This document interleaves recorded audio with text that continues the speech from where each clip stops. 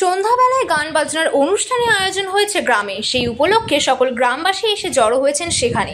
বহুক্ষণ ধরে অর্কেস্ট্রার অনুষ্ঠান চলছিল মঞ্চে। গান শুনে গ্রামবাসীদের কেউ কেউ আবার হাত তুলে নাচতেও শুরু করেছিলেন, কিন্তু সেই অনুষ্ঠান পছন্দ হলো না ষাঁড়ের।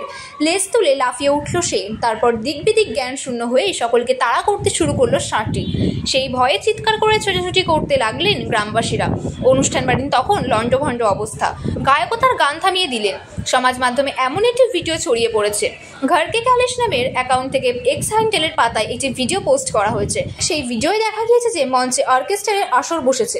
গান বাজনা শুনে মঞ্চের সামনে নাচ করছেন কয়েকজন দর্শক। কেউ কেউ আবার নোট বর্ষণও করছেন। অনুষ্ঠানের মাঝে একটি ষাঁড়ের গলায় দড়ি বেঁধে দাঁড়িয়েছিলেন এক তরুণ। হঠাৎ শূন্যে পা তুলে লাফিয়ে ওঠে ষাঁড়টি। লেজ তুলে অনুষ্ঠানে উপস্থিত অতিথিদের তাড়া করে সে। অনুষ্ঠানে উপস্থিত সকলে প্রাণ বাঁচাতে এদিক সেদিক পালিয়ে যান। স্থানীয় সংবাদ মাধ্যম সূত্রের খবর, রবিবার এই ঘটনাটি মহারাষ্ট্রের পাডালে গ্রামে ঘটেছে। সম্প্রতি সেই ভিডিও সমাজ মাধ্যমে পাতায় ঘোরাফেরা করতে শুরু করেছে। জানা গিয়েছে এই ঘটনায় কেউ আহত হননি।